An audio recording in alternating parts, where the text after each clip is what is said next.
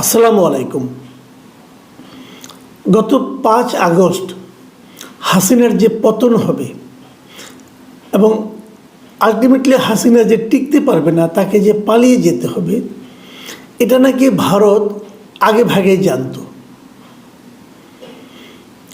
এই তথ্যটা সম্প্রতি প্রকাশিত হয়েছে ভারতের একজন প্রবীণ কূটনীতিবিদ এবং যিনি নাকি বাংলাদেশ সম্পর্কে তার বিস্তর অভিজ্ঞতা, বাংলাদেশে যিনি একসময় ডেপুটি হাই কমিশনার ছিলেন, যিনি একসময় হাই কমিশনার ছিলেন, সেই পিনাক রঞ্জনের কণ্ঠে।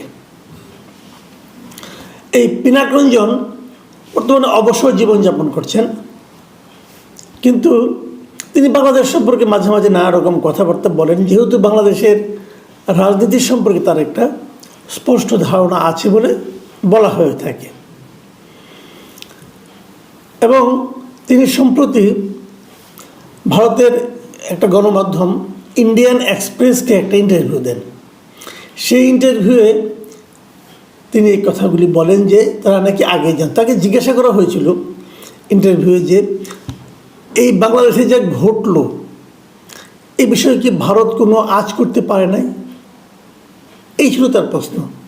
কারণ অনেকেই কিন্তু এই ঘটনাকে ভারতের গোয়েন্দা ব্যর্থতা হিসেবে কিন্তু এর আগে উল্লেখ করেছে। সেই প্রশ্নটাই সাংবাদিক পিনাক রঞ্জনকে জিজ্ঞাসা করেছিল। পিনাক রঞ্জন উত্তরে বলেছে, হ্যাঁ, আমরা অবশ্যই জানতাম। তো অবশ্যই জানতেন, তো সেই জিনিসটা হাসিনা কেন জানতেন না? মানে আপনারা হাসিনাকে কেন জানাননি? এই প্রশ্নের কিন্তু অবধারিত উত্তর এটি, মানে পরবর্তী প্রশ্ন কিন্তু এটাই ছিল, সাপ্লিমেন্টারি কোশ্চেন কিন্তু এটাই ছিল। কিন্তু সেই কোশ্চেনটা করা হয় নাই, মানে ওই সাংবাদিক আর করেন নাই যে ভারত যদি জানতো, তাহলে ভারতের এতদিনের পুরনো যে বন্ধু শেখ হাসিনা, যার উপর ভারত তার সমস্ত কার্ড বাজি রেখেছে, বাংলাদেশে ভারতের মানে যোগাযোগের কথা বলতে গেলে আমি তো মনে করি যে শেখ হাসিনা ছাড়া আর কেউ ছিল না।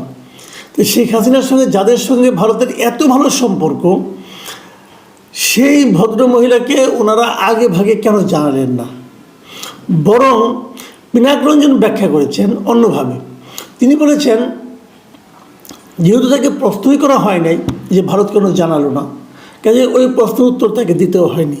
তিনি বরং উল্টো জানিয়েছেন যে শেখ হাসিনা অতি আত্মবিশ্বাসী ছিল এবং তার বক্তব্যটা হলো যে যারা নাকি দীর্ঘ 15 বছর, টানা 15-16 বছর যদি কেউ ক্ষমতায় থাকে, তার মধ্যে এ ধরনের একটা আত্মবিশ্বাস হয়। এবং তিনি সবসময় মনে করতেন, শেখ হাসিনা সবসময় মনে করতেন যে সব কিছু তার নিয়ন্ত্রণে আছে, সব ঠিকঠাক আছে, কোনো কিছুই হবে না। এই মনে করাটাই তার জন্য বিপদের কারণ হয়েছিল। এটা হলো পিনাক রঞ্জনের বক্তব্য। কিন্তু মূল বক্তব্যটা কিন্তু আসলে আমার বিবেচনা, মূল বক্তব্যটা হওয়া উচিত যে পিনাক রঞ্জন যে বলছেন যে ভারত অবশ্যই জানতো, সেখানে প্রশ্নটা হলো যে তাহলে ভারত আগে জানালো না কেন? নাকি ভারতও চেয়েছিল শেখ হাসিনার পতন ঘটুক? তা তো আর হয় না। ভারত যদি শেখ হাসিনার পতনই চাইবে, তাহলে ভারত শেখ হাসিনাকে তার দেশে এখন আশ্রয় দিয়েছে কেন? ভারতের এই আশ্রয় দেওয়াটা ভারতের সঙ্গে বাংলাদেশের সম্পর্কের উপর কোনোই প্রভাব কি ফেলবে না? ফেলতে বাধ্য। যাকে আমি বিচার করতে চাই তাকে আপনি আশ্রয় দিয়ে রেখেছেন, এবং এটাকে আমি খুশি হব না তো পৃথিবীর কোনো দেশে হবে না। তো এখানে তাই হচ্ছে। তাহলে এই যে কথাটা ওরা বললো তারা জানতো, আমার কেন যেন মনে হয় তারা জানতো না। এই ভদ্রলোক বলার জন্য বলেছেন, উনি আসলে কোনো খবরই রাখেন না। কারণ ভারত জানবে কিন্তু জানাবে না, ভারত জানবে কিন্তু তাকে প্রস্তুতি নিতে বলবে না, এটা হতে পারে না। ভারত অবশ্যই প্রস্তুতি নিতে বলতো, ভারত অবশ্যই কোনো না কোনো পদক্ষেপও নিতে পারত। কিন্তু ভারতের বন্ধুত্বটা আসলে এরকমই, তাদের বন্ধুত্বটা হলো গা ছাড়া টাইপের হয়। কারণ আপনারা দেখেন, এর আগে যখন 1975 সালে যখন এই শেখ হাসিনার পিতা শেখ মুজিবুর রহমান মারা যান, বঙ্গবন্ধু শেখ মুজিবুর যখন নিহত হন আর্মিদের হাতে 15 আগস্ট 1975, তখন কিন্তু ভারতের সঙ্গে বাংলাদেশের একটা চুক্তি ছিল, যেটাকে অনেকে 25 বছরের মেয়াদী চুক্তি বলে, ভারত বাংলাদেশের চুক্তি, ইন্দিরা মুজিবের চুক্তি। সেই চুক্তি অনুযায়ী চুক্তিতে এমন ধারাও ছিল যে যদি উভয় দেশ, কোনো দেশ, উভয় এই দুই দেশের মধ্যে কোনো একটা দেশ কোনো রকম বিপদের সম্মুখীন পড়ে, তাহলে অপর দেশ তাকে সৈন্যদের পর্যন্ত সাহায্য করবে, এমন কথা কিন্তু বলা হয়েছিল। তো যখন বঙ্গবন্ধু নিহত হলেন, তো ভারতীয় সৈন্য কি বাংলাদেশে এসেছিল? ভারতরা কি বাংলাদেশকে সাহায্য করার চেষ্টা করেছিল? তা তো করেইনি।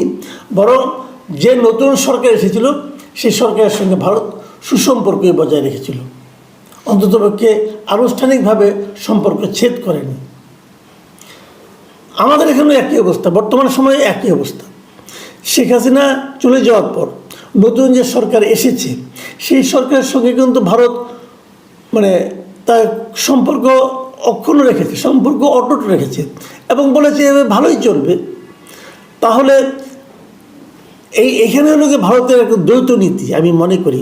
তারা একদিকে বলে তারা নতুন সরকারের সঙ্গে সম্পর্ক ঠিক রাখবে, যথাযথ চলবে, অপরদিকে তারা তাদের পুরনো যে ভৃত্য যে শেখ হাসিনা তাকে আবার আশ্রয়ও দেয়, তাকে আবার ট্রাভেল দিচ্ছে, পেপারস দিচ্ছে, যাতে থেকে সে অন্য দেশে ভ্রমণ করতে পারে এবং এটাকে একটা রাজনৈতিক আশ্রয়ের আবরণে রাখতে পারে।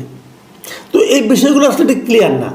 এদিকে ভারতেরই আরেকটা মিডিয়া নর্থ ইস্ট নিউজ, সেই নিউজেও বাংলাদেশ সম্পর্কে আরেকটা নতুন ইনফরমেশন প্রকাশিত হয়েছে।